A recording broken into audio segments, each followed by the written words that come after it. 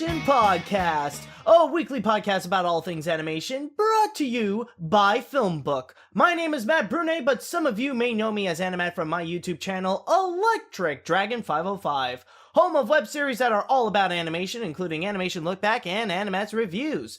If this is your first time hearing the Animation Podcast, the title will go and explain everything for you. This is a podcast in which I shall discuss about animation. Simple as that, right? Nothing really too complicated. But specifically, it will talk about the latest news that happened this week. So, on today's episode, for example, I shall start things off with the comeback of an animation legend. Then we will be looking into 2 trailers of live-action films that are based on animated properties. Then afterwards, we will be looking into the Damkeeper movie. Then afterwards, a special screening will occur that you guys are gonna for sure not want to miss. And finally, we have Matt's Pick of the Week. If you want to check out more episodes of the Animation Podcast, then all you have to do is head on down to FilmBook, that is film-book.com, by searching the Animation Podcast. You can also email us at podcast@filmbook.com with the Animation Podcast in the subject line. And so, to begin our story, let's go down to Japan. Now, normally when I would do these anime news, I would go a little bit later, like in the second half of the Animation Podcast, but this news apparently is just too big to the point that, like, it has to start things off right over here. Now, like I was saying before, okay, going into Japan, there was apparently a TV special going on, which in English is called The Man Who Is Not Done, and it basically chronicles what Hayao Miyazaki has been what he's been doing recently. And as we all know, after his retirement, that he made this huge press announcement, like after the release of The Wind Rises, he decided, he's going to lay low and he's just going to work on animated shorts made exclusively for the Ghibli Museum, which in this case he is currently working on Boro the Caterpillar. So this TV special is just checking him out, how things are going, and a bit of the complications that he has working with the new technology, because anybody who has seen Kingdom of Dreams and Madness will know that Hayao Miyazaki said it best to describe himself, that he is a 20th century man who lives in the 21st century. So it's not easy for him to adapt to the new technologies that we could offer for him, and he's not necessarily the most patient man. However, he did reveal, sadly, that things are not going too well with Boro the Caterpillar. He's not that satisfied with it, and it might be until the next year that he could actually release the project, so he still has a bit of a long way to go. But that's not the news that we are talking, however.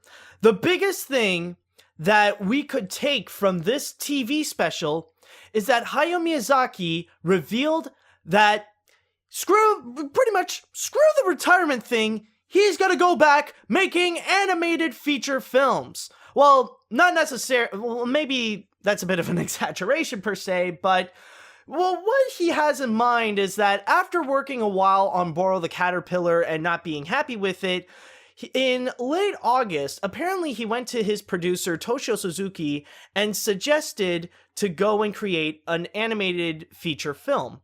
And even though right now it is not greenlit, he is currently working on some storyboards. And if the project does end up being greenlit, which I'll admit it's probably highly likely, because who would say no to Hayao Miyazaki? If it is greenlit, the release date is pretty much predicted to be around either 2019, 2020, or 2021. But according to my source here on Anime News Network, it did state that in the schedule listed in his proposal, Miyazaki suggested that the film could be done by 2019, before the 2020 Olympics in Tokyo. And at this point, even Toshio Suzuki himself, he even commented that Miyazaki will draw the storyboards, he will draw storyboards until he dies, and another staffer dryly noted that this would make the movie a huge hit. Now, I'll be honest, when I saw this news, I was both excited and really annoyed at the same time. Now, I'll explain a bit. Okay, excited because it's the same reasons why everybody is pretty much excited. Holy crap, Hayao Miyazaki is going back, he's coming back to make another feature film. This is actually really exciting. I mean, we're talking about the same guy who made such legendary feature films, including Castle in the Sky, Porco Rosso, The Wind Rises, and especially Spirited Away. I mean, this dude is a living legend. So definitely hearing that there's going to be another feature film from him is absolutely exciting, no matter how you, pretty much how you see it. But there is the other side of me that is a bit annoyed by this. And I know that it seems weird that an exciting, this greatly exciting news shouldn't be something to be annoyed about. But somehow for me, it really kind of is. Because the reason why this really does annoy me is that what the fridge is the big deal with his entire press announcement that he made 3 years ago saying that he retired. I mean, it really, seriously, why did he make such a big freaking deal about it only to, just a few years later to be casually you know what, I'm just gonna go and make another movie. Screw this. Alright, I'm gonna go. I don't know if this is, either the third or fourth time that he did it. He announced his retirement, and then he decided, oh, screw it, I'm gonna go back. I know that he did that after Princess Mononoke, and then went back with Spirited Away. And then afterwards, he retired after Spirited Away, and decided to go back with Howl's Moving Castle. And here he is again, doing the same thing, retired after The Wind Rises, and then coming back to this. Seriously. You can even hear it, with Toshio Suzuki. Even he's giving up on the whole situation. It's okay, you know what? Screw it. Guys, if you really want to know when Hayao Miyazaki is going to officially retire, it's going to be when he's freaking dead. And even at that point, I'm starting to really question it. I wouldn't even be surprised that after he passed away, somehow the Studio Ghibli is going to be haunted, and you're just going to see a pencil floating around making freaking storyboards. It turns out, looks like Miyazaki wants to make another movie again. Seriously, man, pick your freaking choice. I mean, there's another aspect why it actually does annoy me is because, and I guess this is a bit more in a personal level. It's actually because just this week, as I'm doing this animation podcast, is that I actually released a brand new top 10 called the Top 10 Documentaries on Animation. And spoiler alert, one of them that I included was The Kingdom of Dreams and Madness. And I kind of build it up a bit that Hayao Miyazaki, the big significance about The Kingdom of Dreams and Madness is that it chronicles the story of Hayao Miyazaki as he is making his final feature film with The Wind Rises. I guess that doesn't have a point anymore. I don't know, in a way, I guess you kind of it makes the value a bit less on that feature film because now people are just gonna watch that documentary and they're gonna see the ending going, yeah, that's a bunch of malarkey. I mean, seriously, man, just if you want, if you're gonna retire, then actually freaking mean it. But as I stated before, considering this is either his third or fourth time that he's pretty much doing this, a lot of people are not surprised. And the worst thing is that I remember back during those 3 years ago when people announced, when Hayao Miyazaki announced his retirement after The Wind Rises, there are people who legitimately told me he'll be back. I'm not buying that crap. Just wait a few years and he'll be back. Well, guess what? Yeah, it turns out they were right. The thing is many anime fans and Studio Ghibli fans, they've went through this already. So they're not surprised that this is pretty much happening. But still, there is that aspect that everybody is excited that Hayao Miyazaki is actually going to come back and make another feature film. And I'll be honest with you guys, the reason why I bought it in the first place during that time a few years ago was actually because of his age. I mean, keep in mind, guys, like, Hayao Miyazaki is in his mid-70s now, and even when he announced his retirement, he was in his early 70s. So it's kind of an understandable excuse that, you know, he's retiring because he's getting old.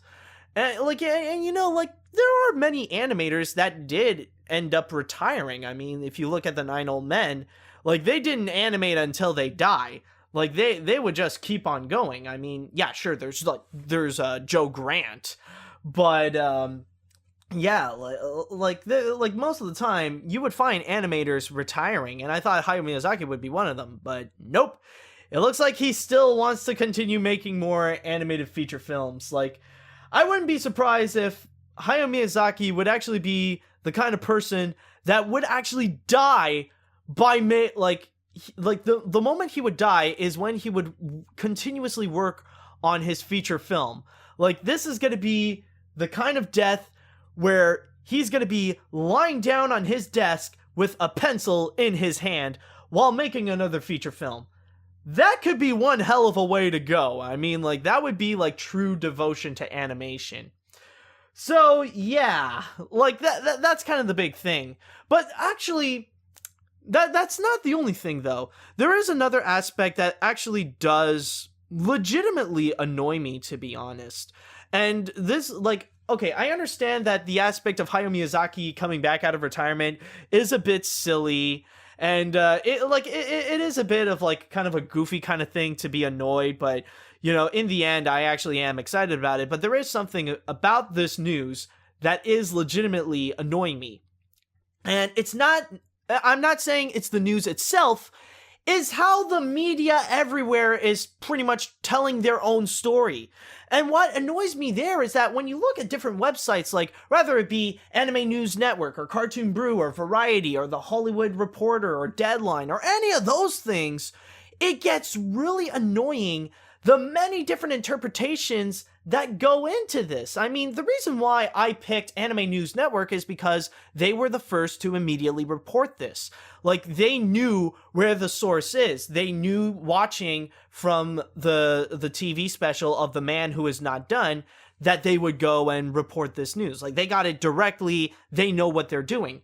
But then when you look at the other stuff like freaking Variety or Deadline and stuff like that, they would spin it into many different things. I've heard reports that, like, some people are even saying that the feature film is gonna be Boro the Caterpillar, that his next feature film is gonna be CG animation or all that kind of stuff, and even the release date is so inconsistent. Like, in Anime News Network right over here, my source says that the proposal says that it could be possible they'll be done before the 2020 Olympics. That's a bit of a prediction, but some people are legitimately stating that, oh, now that he's out of retirement, his next movie is going to be coming out in 2019, or in 2020, or in 2021. Like, it gets annoying, man. Like, there's such this massive inconsistency that, like, you don't know where to believe. And, like, if you just rely on those big news sites, then it honestly kind of gets annoying. But, like I said before, this is why I picked Anime News Network as my full-on source. Now, usually, like, with stuff like Variety and Deadline and The Hollywood Reporter, usually they would do a good job at just telling the news as it is. But the thing is, this is from Japan, so they're not gonna get the source directly. So that's why I trust Anime News Network on this more than any of those websites. Seriously, it's going all over the place. But however, I just want to say though that overall, like, when you look at the big picture of Miyazaki coming back to try to make another animated feature film, it definitely is exciting. It definitely is exciting news. I'm excited, and I'm sure many other people are excited. Like, even though, Like, it's not going to be for another few years, but at least we will have something to be excited, to pretty much be excited for in the following years, rather it be 2019, 2020, or 2021. Like, like we could be excited for something else other than Trump getting the hell out of office or something like that. Well, that is if he doesn't get freaking impeached in the first place. But anyways, yeah, so the big story is that Hayao Miyazaki could be coming back, and yeah, we can't wait to see what else he has in store.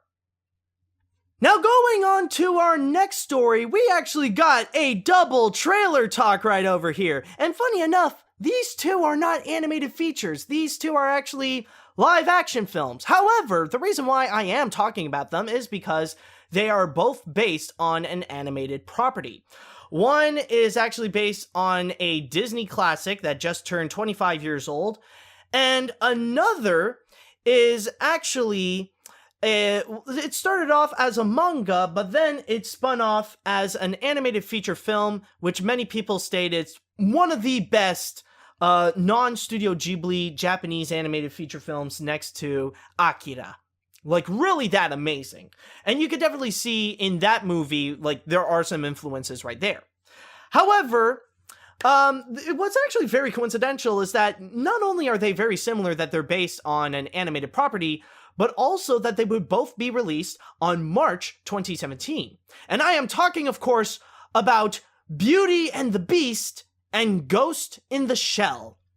And so let me just start things off by looking at them individually, and then I'm going to go and make some comparisons and see which one I would actually prefer, or which one am I actually more excited for.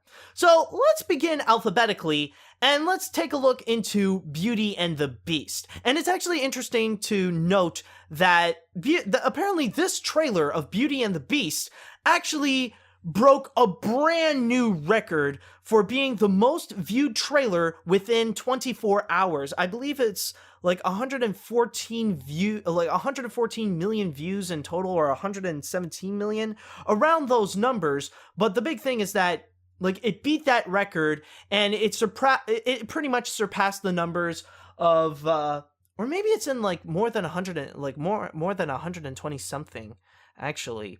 Now come to think of it. But anyways, the big picture is that it surpassed the records of movies like Star Wars The Force Awakens and 50 Shades Darker. So yeah, you could definitely tell that the hype is real when it comes to this movie. But looking into Beauty and the Beast now, by the way, I also want to mention, though, that I have been a bit more outspoken regarding my thoughts so far on this live-action reboot.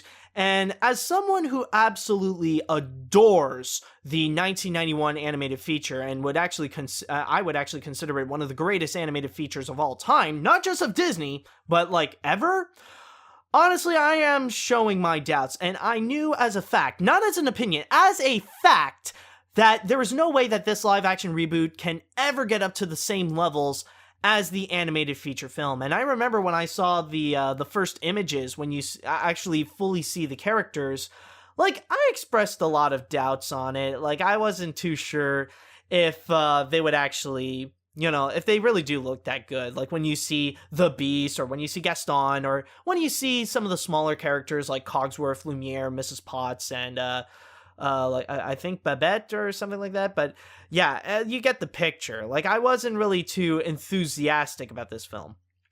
And then I saw the trailer. And so far, I have to say that after looking at this trailer, I would say that, it's gonna be good. But that's all, honestly, that's all I could say. It's like, it's good. I'm not expecting great things on it, but, like, I am seeing the possibilities that it's not gonna suck. That's the biggest thing that I took from it. And let me start things off by discussing about what is good on it. And I think we can all agree the best thing that can ever come out of this is hands down the soundtrack. It is absolutely amazing. Like, you actually got a bit more of this epic version of Beauty and the Beast, although I highly doubt that, like, you would actually get that in the movie itself. It's kind of like in the Maleficent trailer, where you kind of like got this grandiose epic version of Once Upon a Dream. Like, you know the one I'm talking about. Like, after you got that little Lana Del Rey bit, like, you actually got this, like, epic, like, you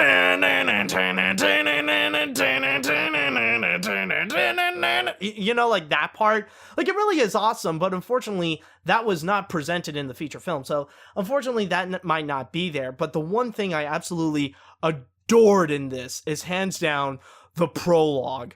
Like, that little piano riff, it's like, I hear it, and I have this desperate need to put, like, just to get that piece of music alone and put that onto my, like, on my soundtrack, not my soundtrack, but I mean, like, on my iTunes and stuff like that. I really want that piece of music. It really is that awesome. So, the music, it definitely is going to be a big selling point, and I'm pretty excited. And considering that this is a musical, who knows? Maybe they can actually make some pretty good new versions of songs like Be Our Guest or Beauty and the Beast or Gaston or stuff like that. So that's actually going to be pretty interesting to watch. Also, another thing, of course, this was already proven on... this was already been proven in the teaser trailer a while back, but also the sets look amazing. Like, when you go around Beast Castle, that actually looks really awesome. But the new thing that I got in this that actually really did impress me was actually some of the acting. There are some actors in here that, you know, like, with now that I see the execution and not just like the images and stuff like that, I'm pretty convinced, you know, there are some that I'm pretty convinced that they can actually pull it off well. Like, even though we only got like a few seconds worth, you know, honestly, I am intrigued to see more of like what they can do. Like, honestly, Luke Evans is not that bad. You know, like, I could, like, even though he doesn't have the same muscles as Gaston, like, I could see a bit in his acting in there, like, when he was just there, like, I say we kill the beast! So, like, there is that. And also, one that really did surprise me was probably Emma Thompson as Mrs. Potts. Like, I was surprised to hear that she really got, like, kind of the spirit of Angela Lansbury in the original animated feature. So she actually really captured that well, which honestly threw me off, but wow, that's actually surprisingly pretty good. And I'm still really convinced that the best casting choice that they have ever done is adding in Josh Gad as LeFou. That is just pure genius right there. And honestly, I'm actually impressed with Dan Stevens as the Beast. Like, in terms of his execution, like, his contribution onto the character, it's actually not that bad. That I will give it to him, that kind of like with Emma Thompson as Mrs. Potts, Dan Stevens actually does capture a bit of the spirit of Robbie Benson when he played the Beast. So, like, I'm definitely going to give it to him that, you know, it is, like, I am actually pretty impressed by what he can deliver, at least with what he gave me in the trailer. However, not everything in here is telling me that this is going to be great. There are some things that are a pretty bad selling point that I'm just there like, no. And one thing I just gotta mention, my god, does the CGI look like freaking crap. Like, no matter, like, honestly, when you look at the, when you look at the objects coming to life, they suck. Honestly, they really do look like crap. And I mean, like, you got, like, whether it be like with the teacups with Chip, or like when you see Mrs. Potts, or even when you see Lumiere, it's just like, yeah, you could tell that this is just crappy CGI. There's nothing in there that convinces me that, you know, that Belle is actually interacting with these characters. This still tells me that they're just CG characters. It's not like in the Jungle Book, where I am convinced that Mowgli is actually with these animals, even though they're CG, you know? Like, this one, the CG is not fooling me. Like, this is total legit CG, you are not there. And I guess, like, this is one of the massive disadvantages of adapting Beauty and the Beast, because no matter what, like when you're making Beauty and the Beast, like as an animated film, it's easy to convince people that like everything is in the same environment, rather it be the human characters like Belle and the villagers, and the living objects like Lumiere and Cogsworth. In here, it just really doesn't work that well, and plus the fact that the execution on the CG, it really doesn't work out. And then you also, but speaking of bad CG, then you have the frickin' Beast. Oh my god, who the fridge designed that thing and thought that it was a good idea? Now, I've already stated that technically, yes, I said that Dan Stevens did a really good job on his part. But again, that's on his contribution to the movie. But when it comes to the artists and the designers and the people working on the special effects to, to bring Beast to life, holy crap, this really sucks. This looks like it looks like freaking crap. And honestly, like, there is no way anybody can look at this and think that this is Disney's Beast. Because if anything, he looks like a freaking pretty boy. Like, this is not the Beast. This is a freaking pretty boy. You can still see, like, this is a lot more human than it is animal and stuff like that. And you know the absolute worst thing about the design is that it kind of destroys the moral that the original tale of Beauty and the Beast would deliver. Because think about it. Every single adaptation of Beauty and the Beast, whether it be good or bad, like, they would portray the Beast as this hideous, frightening monster. And this is supposed to push in the moral that beauty is skin deep. It's not on the outside that defines someone's beauty, it's on the inside. And like with this, like if you're gonna bring in a lot of beauty on the outside, like, you might as well. This is just pointless, honestly. That's like if you take that Prince Adam from the animated version, and like like right at the end, like when he first reveals his human form, and it reveals that holy crap, it's Brendan Fraser. Like like when he reveals himself. Just add in a bit of hair, just make him more rugged, and that's pretty much what you get. Like, it's just a more hairier version of a person. And honestly, it really does suck, because, it really doesn't convince me that this is the Beast. Like, holy crap. But, oh my god. But then, there is the worst thing. Honestly, I could probably give the CGI a pass, because some of the acting is actually well executed. Like, I can give the objects a pass, I could give the Beast a pass, but there's just one thing that completely destroys this thing, that completely disillusions my reality, like, completely disillusions this film, believing that this is the new version of Disney's Beauty and the Beast. And that thing that ruins it for me is Emma Watson as Belle. If there's anything that this trailer proved to me, like cemented, is that Emma Watson as Belle is a terrible casting choice.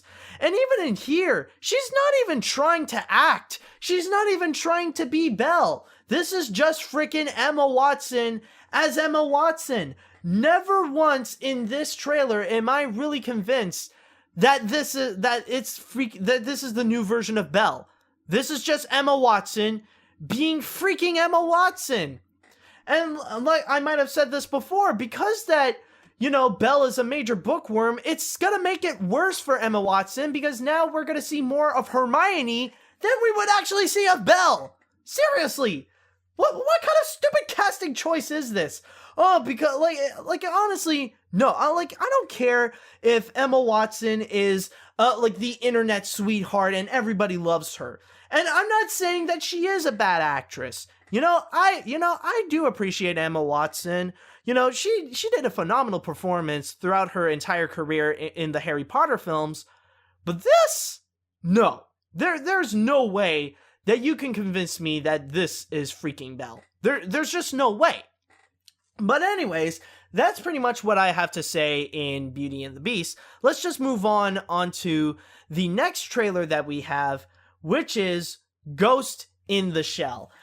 And when we look upon this, the one thing, like the first thing that I do notice within the trailer is that I could definitely tell that they want to keep, like, they really want to adapt the story and be respectful to it. And that's by the way, this is actually another good trait that I want to give to Beauty and the Beast, is that at the very least, the writing is actually pretty decent. Like, you could tell that it wants to be faithful to the animated feature and sprinkle in some of the classic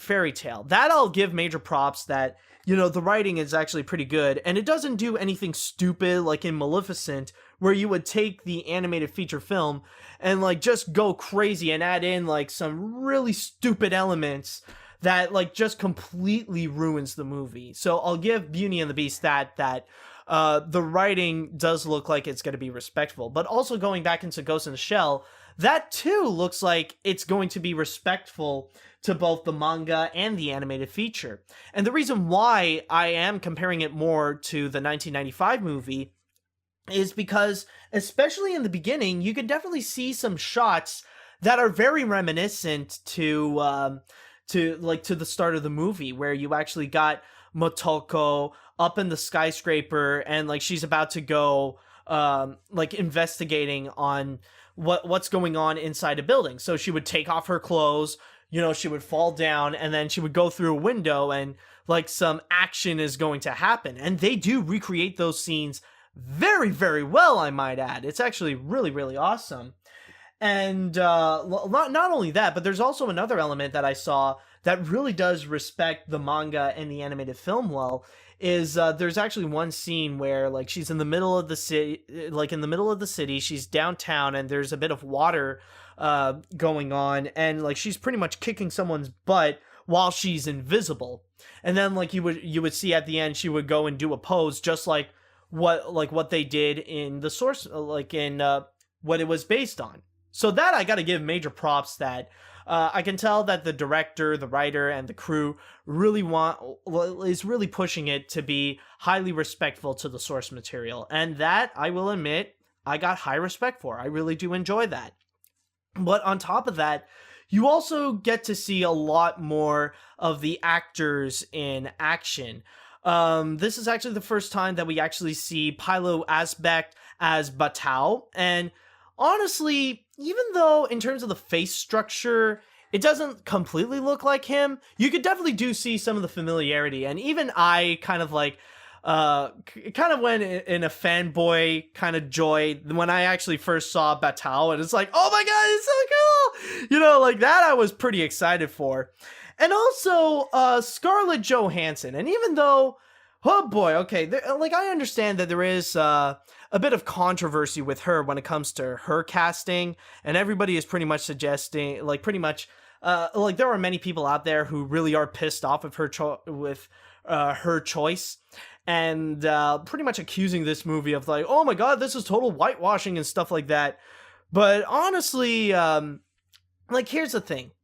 I do understand a little bit why people are accusing it of whitewashing, where like technically this is a bit of a Japan kind of setting where like the environment is supposed to be like this neo-Japan in a way, and you actually see like it's very Japanese influence, and many of the actors in there are actually Japanese. But the thing is, there are even, like, I remember listening to Double Toasted at one point, and Corey Coleman actually did suggest something pretty interesting, is that they could have actually casted one of the girls from Pacific Rim to play as Motoko. And I have to give him that he does have a pretty good point. She actually would look like a really good Motoko. I'll give him that. But on the other hand, honestly, I actually am a lot more open, and I can definitely see that, like, it's still a great choice to have Scarlett Johansson as Motoko, or in this case, according to IMDb, she's not going to be called Motoko, but just the Major. So yeah, like I can understand that choice. She really does look like the character that she's based on, and like even like believe it or not, the Japanese would actually agree with me on that. And like even in her execution, it's actually pretty good. And plus the fact that she is a cyborg, you're kind of like, it allows you to be a bit more loose with whatever race you want to be with the character, because technically it's a robot. Like it doesn't matter if you make it like Caucasian, African American, or Asian, or what have you. Like it's since it is a cyborg, you're allowed to be a lot more loose with it. And even in her execution, she actually does a really good job with it. So I'll definitely give it that.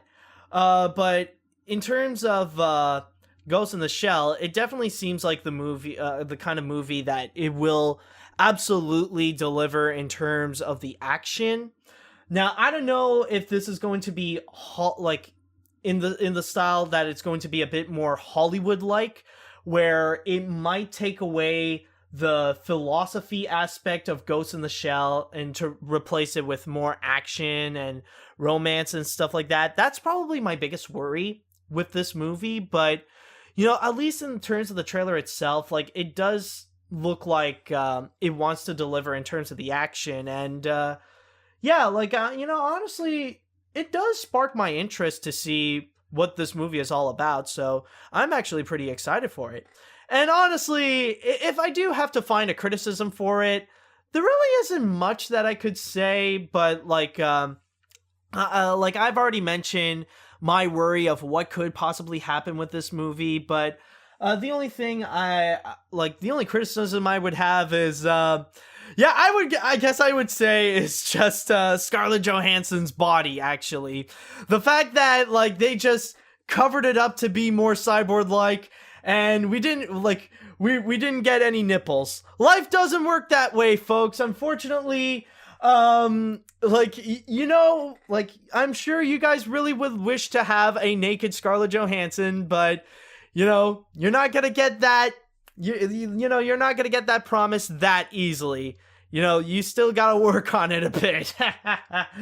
But yeah, okay. But anyways, going into the comparison between the two with Beauty and the Beast and Ghost in the Shell, if I could be honest, like among those two trailers, I would say that I am a lot more excited with Ghost in the Shell than I am with Beauty and the Beast, because like I said it before, even though in terms of the writing, the two look like they are going to be very well respected to the original source material, Ghost in the Shell, it looks like it wants to stay more in line with the source material. It wants to be more like the manga and the animated feature film. And, you could see a lot of the influences, and it wants to remain that way. With Beauty and the Beast, however, they are doing new things, which isn't bad, but the way that they executed is just, there are some things that work and some things that don't. And even in terms of the special effects, Ghost in the Shell definitely triumphs over that. Honestly, with Ghost in the Shell, it looks fantastic. The visual effects that they brought upon there it actually looks pretty cool. But with Beauty and the Beast, the CGI, honestly, the visual effects and the CGI, it looks like freaking crap. Honestly, characters like the Beast, Lumiere, Cogsworth, Mrs. Potts, they look like garbage. They look awful. And honestly, they just tell me that they look like crappy CGI than they do new versions of characters that we've grown to love these past 25 years. And especially the one thing that Ghost in the Shell will always triumph over Beauty and the Beast is the main female lead. It's going to be controversial what I'm about to say, but screw it. Scarlett Johansson as Motoko is a better casting choice than Emma Watson as Belle. Yes, I said that. I said that crap on the animation podcast. I said that crap.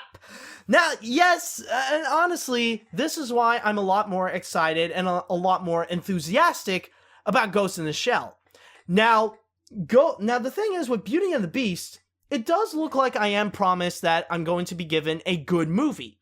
But that's pretty much it. I'm just delivered a good movie, nothing more.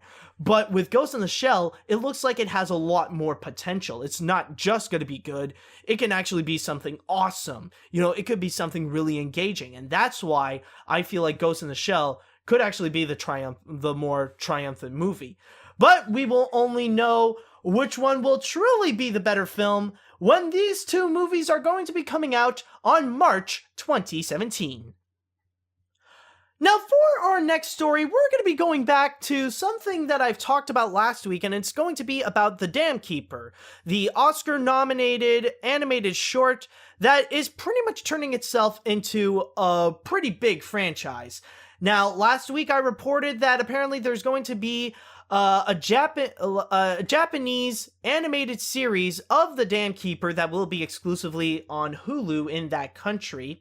And it's going to be a bit of a mini-series. It's going to be like 10 episodes that are going to be like 5 minutes each. So they're going to be short, but they're also going to be sweet. But there are also some other elements that that apparently Tonko House wants to, make the series of The Damkeeper to grow. Some of these things would also include a trilogy of graphic novels made by the guys who worked on The Damkeeper, which, by the way, is Robert Kondo and Dice Susumi. But also, I subtly mentioned about them making a feature film. It has already been reported a while back, and even though they are in development, we just know that they are just going to make a feature film. That's it. But this week, apparently, that feature film is going to be fully going into motion. And what I'm talking about is going to be the collaboration between Tonko House and 20th Century Fox Animation. They are going to be working together in order to create the feature film of The Damkeeper. So, just to give you, and by the way, just want to give you guys a little bit more of a background. I've already mentioned about the aspects of The Damkeeper, but when it comes to Kondo and Susumi, beforehand, if you guys didn't know, they were actually once Pixar animators. They pretty much decided to quit their jobs at Pixar when they were working on movies like Toy Story 3, Monsters University, and Ratatouille. They decided to quit in order to go and create Tonko House to go and work on The Damkeeper, which so far looks like is going very, very well for them. And if I may go into my source here on Variety, Vanessa Morrison, president of Fox Animation, said, "We are thrilled to be in business with Tonko House and honored to help develop their groundbreaking short into a feature.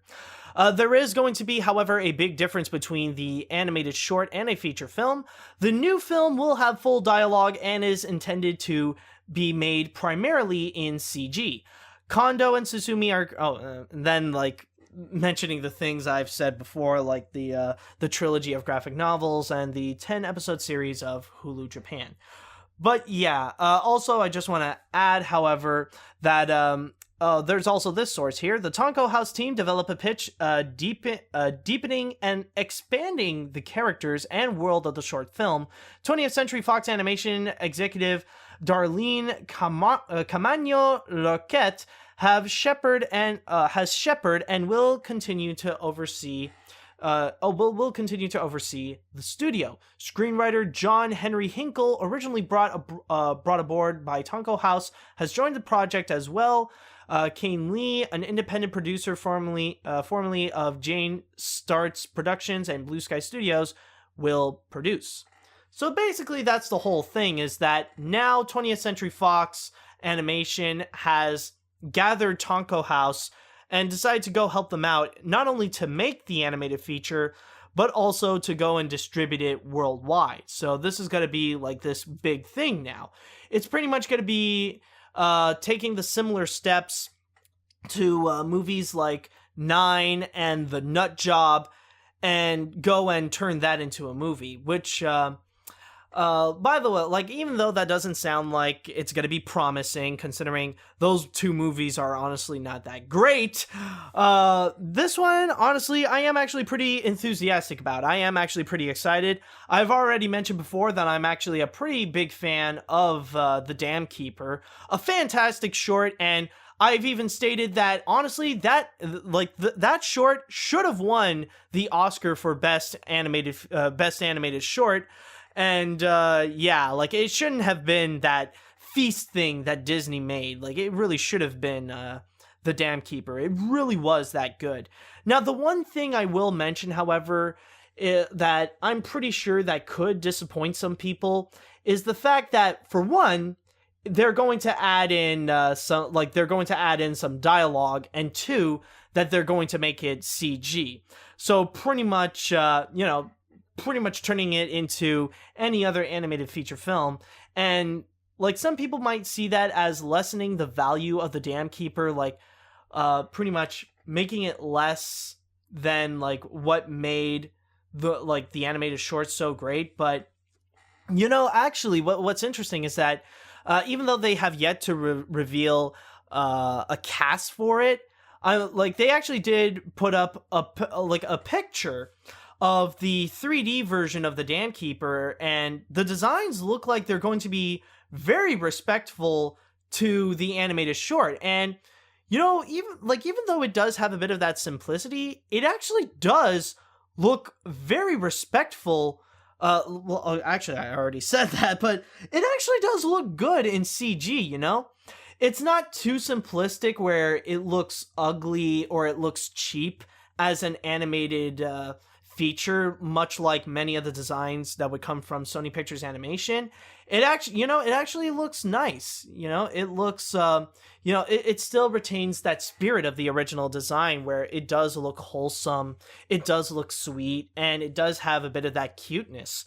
So, honestly, I'm hoping that things can actually work well. But like I said before, usually when it comes to animated shorts that would turn into feature films, rather they be like Nine or The Nut Job, sometimes things don't go well, and in some cases, animated shorts should stay as animated shorts. And and even if it would get an Oscar nomination or not, sometimes it doesn't go well. Like Nine actually was an Oscar-nominated short before it was ultimately turned into a movie. But the thing is, like, when you do think about the Damkeeper, in a way, there is a bit of a story. And, if they are going to expand that into a feature film, like, I could definitely see that. It does have a bit of that scale of a feature film, so hopefully maybe they won't screw it up. And especially the fact that they do have the original directors of Kondo and Susumi returning to direct the movie. Honestly, I'm just hoping for the best, and I'm just wishing the best of luck for the people of Tonko House to go and make this feature film. I'm just, honestly, I'm just hoping for the best, and I'm going to remain optimistic about the project, and I do hope that they would actually make something in which it would capture the spirit and especially the heart of the animated short onto the feature film. And that's probably one of the big things that I want to see from this animated feature, if it can capture that heart, because that's the biggest component in the animated short, is that it really does have a lot of heart, especially with the friendship between Pig and Fox. So I'm just hoping for the best, even though we have yet to have a release date or any cast or anything like that. We'll just have to wait and see with how Tonko House and Fox would turn The Damkeeper into a movie. Now, for our next story, it's going to be a little bit short, but this is something that I have to mention, because if you are an animation fan, you cannot afford to miss this opportunity. And honestly, this is something that when I immediately heard it, I was just so hyped up, and I knew I have to jump into it. And what I am talking about is going to be about Fathom Events. If you guys remember, Fathom Events are the same people that would bring in the Iron Giant Signature Edition and also Batman the Killing Joke onto the big screen, making such a big deal over, like, cult favorite or highly anticipated animated features and giving a chance to actually witnessing them onto the big screen.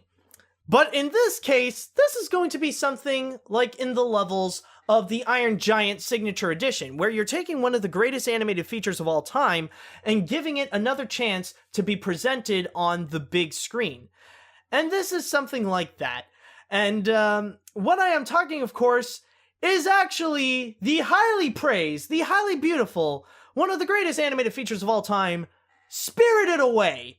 Yes, apparently in collaboration not only from Fathom Events, but also Studio Ghibli, G-Kids, and Hot Topic, Spirited Away will be coming back into theaters for 2 days, for this 2-day special event in honor of the movie's 15th anniversary.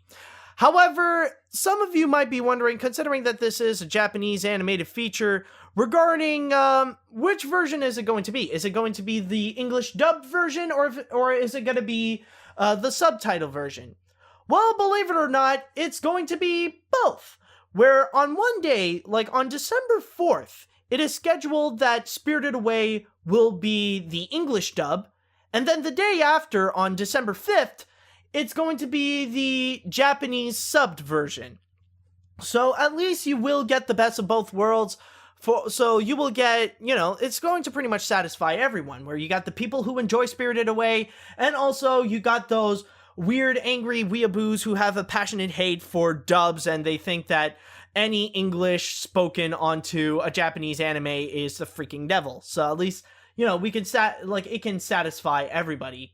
And I remember when I first heard about this special event, I immediately rushed onto Facebook and I went to message my friends going, "Guys, Spirited Away is coming.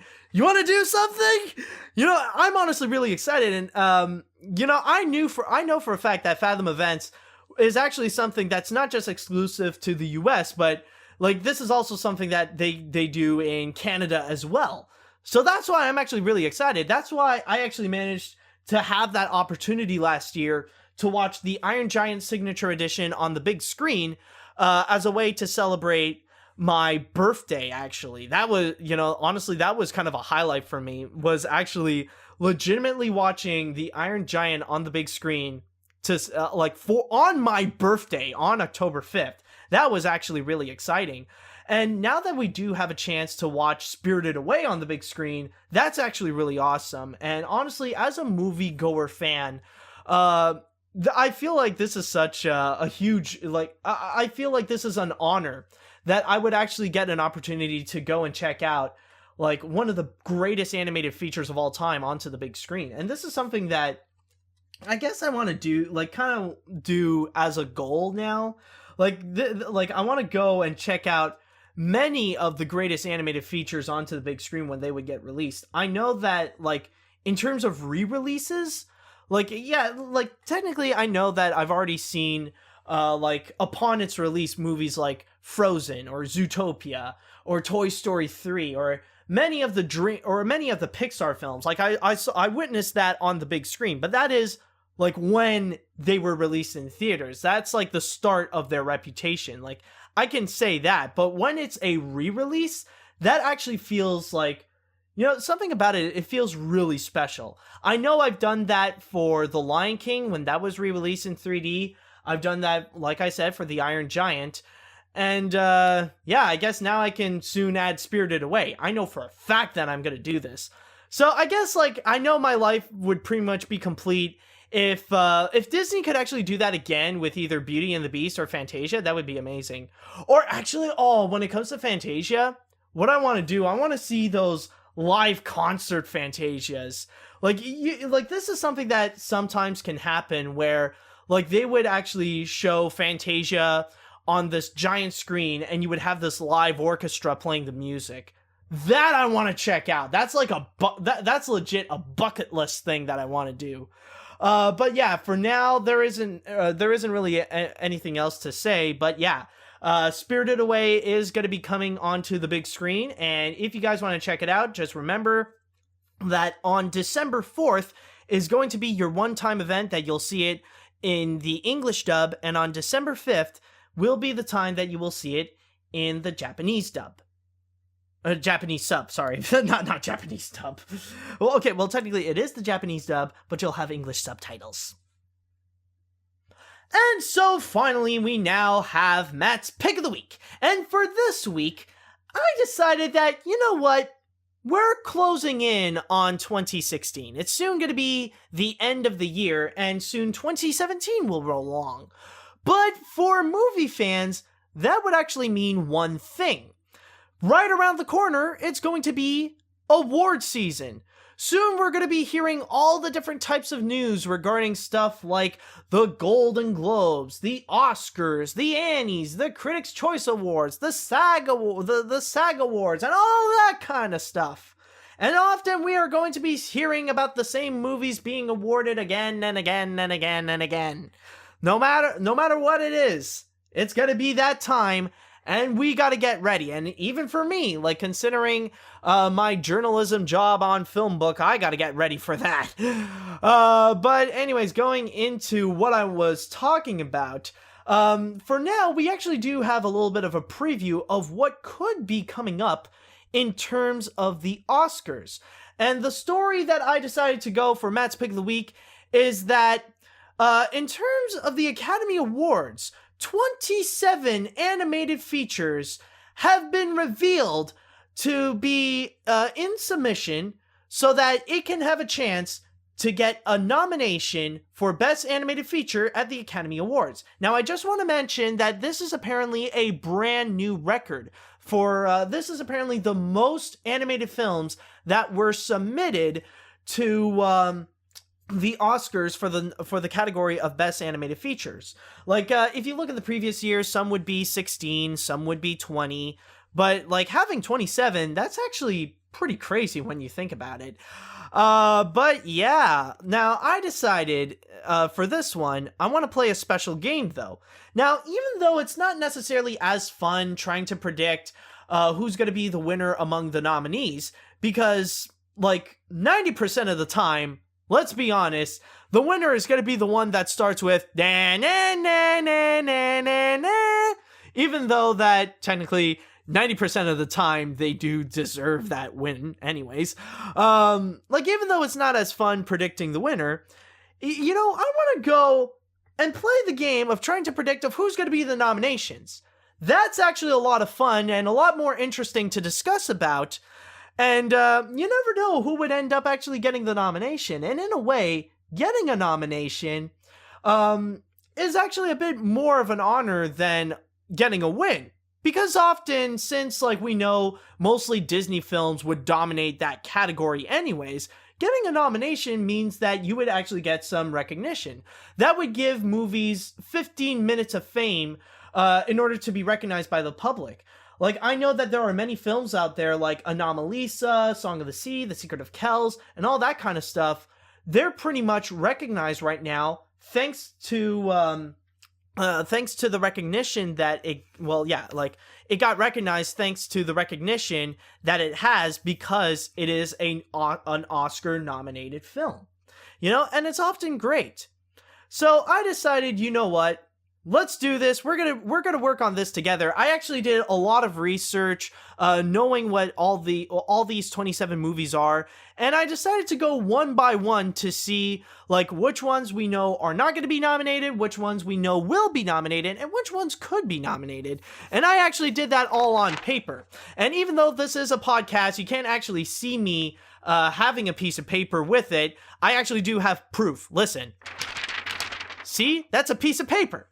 But anyways, let's get down to it and let's begin our little prediction game.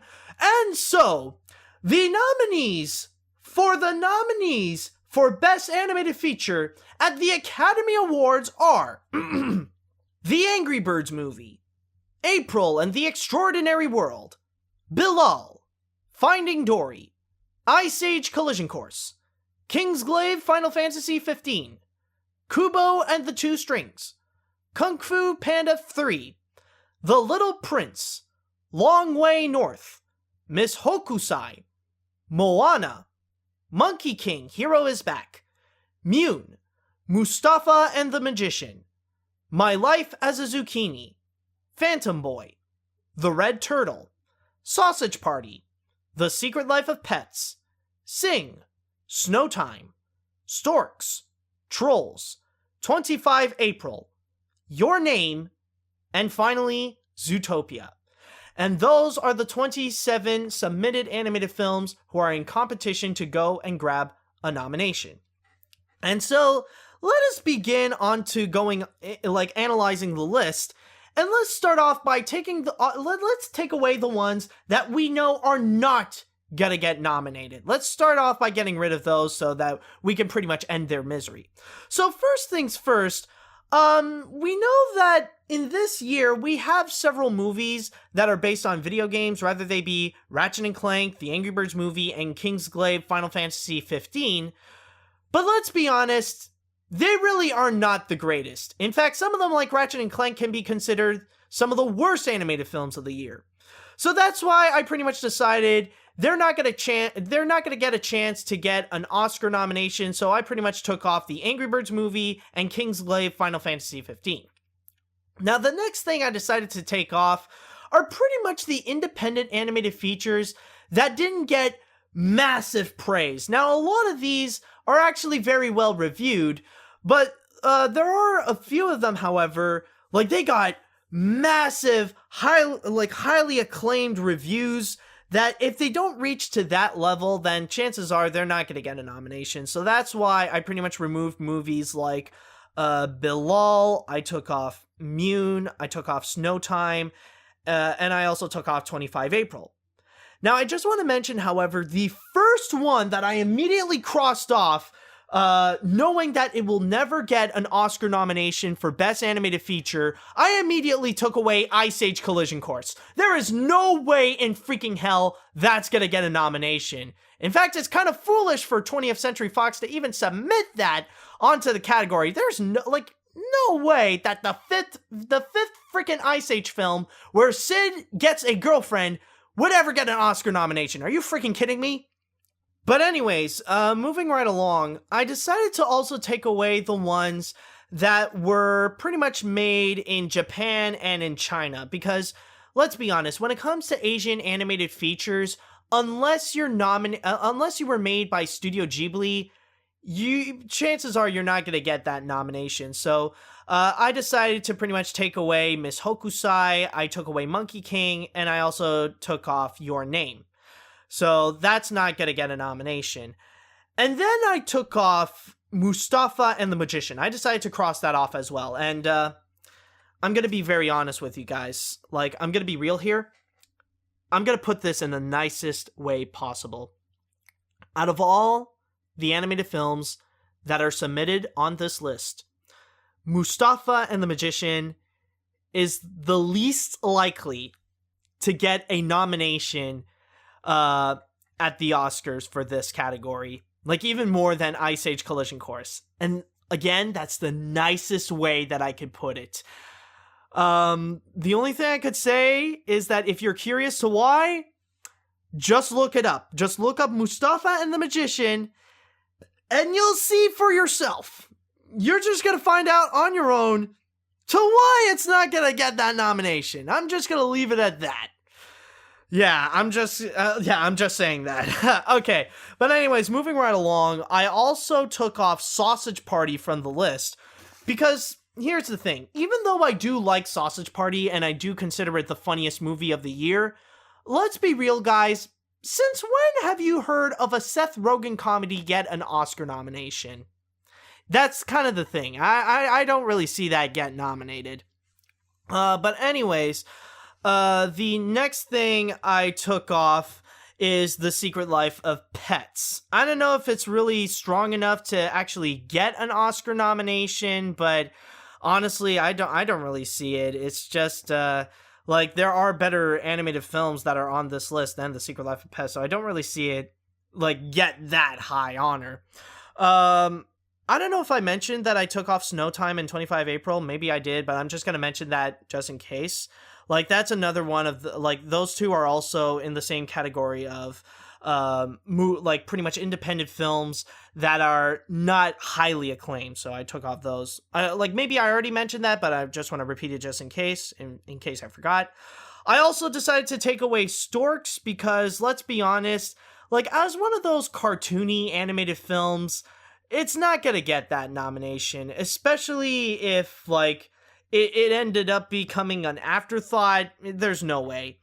And then finally, I also decided to take away Trolls. Now, the one thing I just want to mention is that I took off Trolls from the list because, let's be honest, it's almost unanimously agreed that Kung Fu Panda 3 is the superior DreamWorks film this year. But I would not be surprised if it would actually end off with an Oscar nomination. Not for Best Animated Feature, but if it could actually get a nominee for Best Original Song for Can't Stop the Feeling or something like that.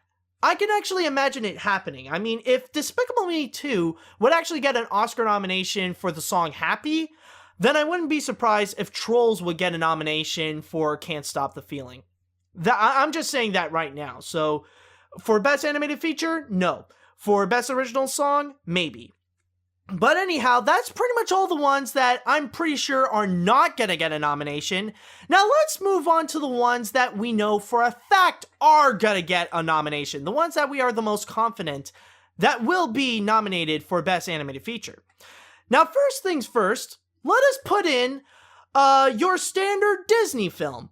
Now it's very rare that a Disney movie would actually not get an Oscar nomination for Best Animated Feature, but it's usually very common, and, you know, it's honestly expected. Like, we know there would be a Disney film in that category somewhere. And in this case, I decided to put in Zootopia. That we can guarantee is going to get that nomination, considering that when it comes to Zootopia, it is a highly praised movie. Many critics and audiences absolutely adored it. And it is a massively successful animated feature. It's one of the 2 animated films that actually surpassed $1 billion this year. So that's why I can pretty much guarantee you that Zootopia will be on this list. And then afterwards, equally with our standard Disney film on the list, we also need our standard stop motion film. Now, whenever either Laika or Aardman would make an animated feature, would make one of their stop-motion feature films, it's gotta get an Oscar nomination, no matter what. Actually, it's not just Laika and Aardman. If it's a mainstream, wide-release, stop-motion animated feature film, it's always gonna get a nomination.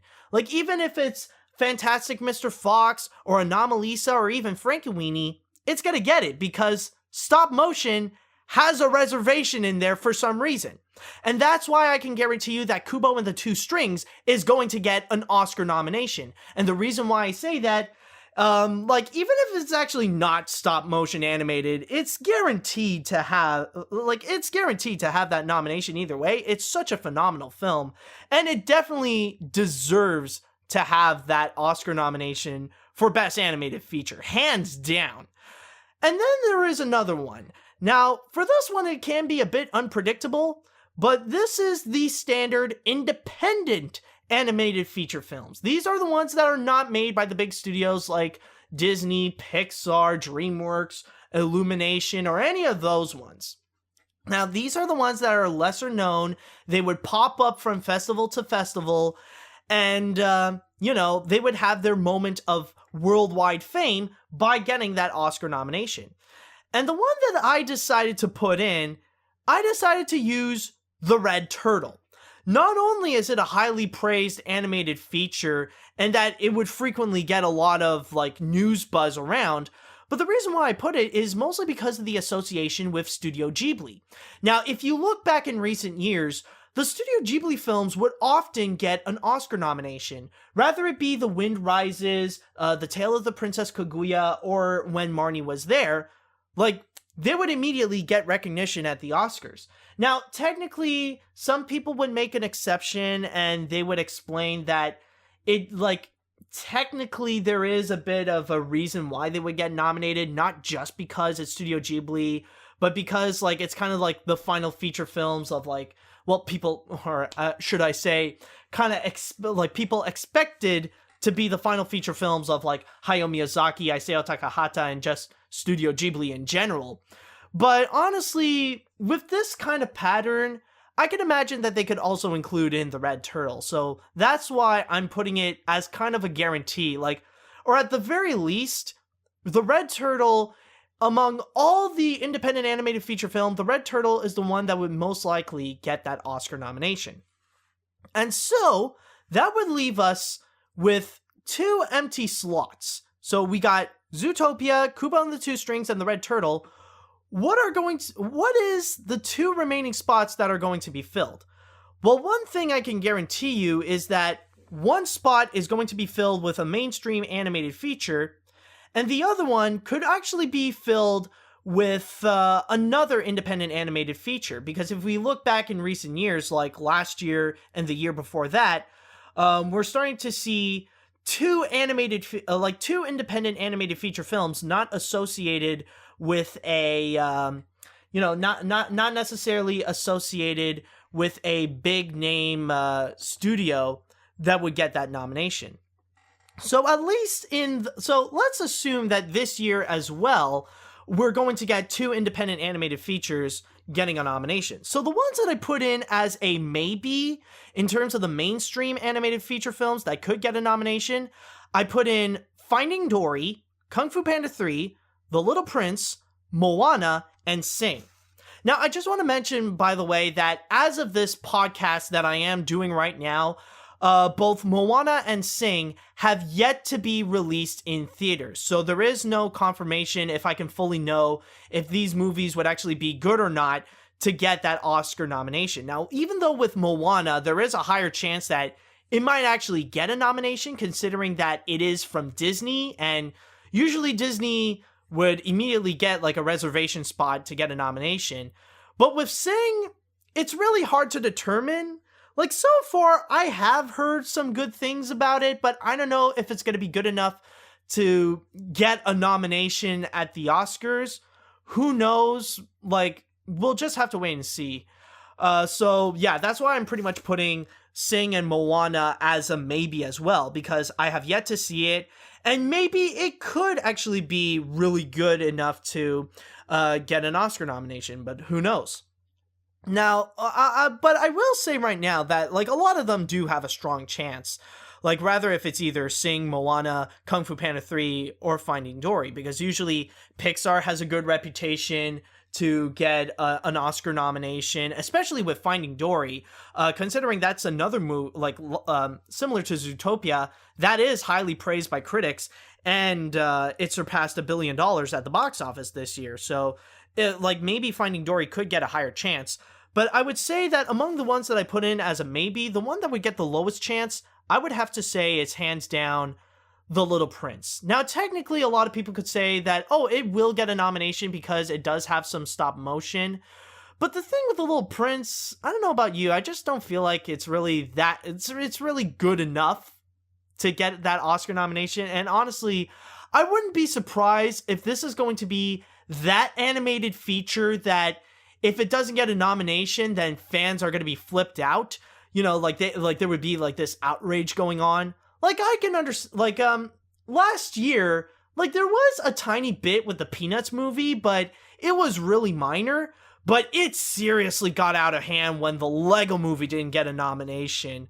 Like, that was, like, to the point that it was just absolutely ridiculous. But, yeah, that's pretty much my say on those maybes.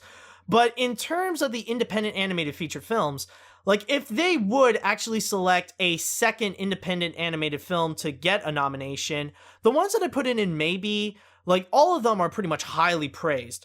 So we got April in the Extraordinary World. That one, like, critics loved it.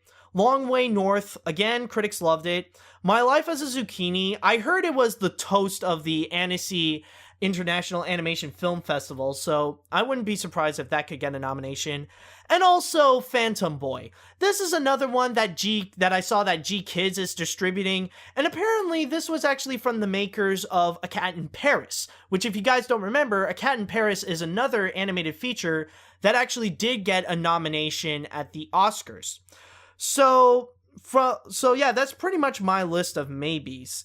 So overall, if I have to have no choice but to make a full-on prediction of the 5 animated feature films that will be nominated for Best Animated Feature, if I have to do one, I was probably thinking maybe the nominees, my predictions would be Zootopia, Kubo and the Two Strings, Finding Dory, The Red Turtle, and My Life as a Zucchini.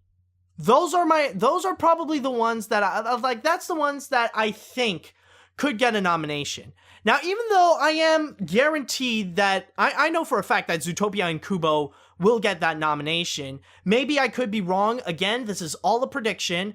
You can leave down in the comments on your thoughts of who could be who do you think, would actually get nominated for Best Animated Feature. Like, this is not just me doing it. Like, you guys can get along, like, you guys can join along as well. Suggest your predictions, suggest what you think will actually be the 5 animated feature films that will be nominated for Best Animated Feature.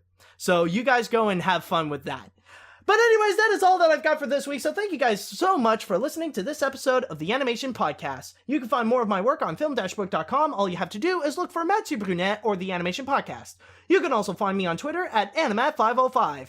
And if you have listened to this podcast on iTunes or any other podcast service, go and rate and review this episode. That would be very lovely, and that would be very nice of you. And also, if you have listened to this podcast on YouTube, then hit that little like button on our video and leave us a little comment on your thoughts about the news this week. Tune in next week for the latest episode of the Animation Podcast and all things animation. Thank you guys so much for listening, and until next week, see you later, dudes.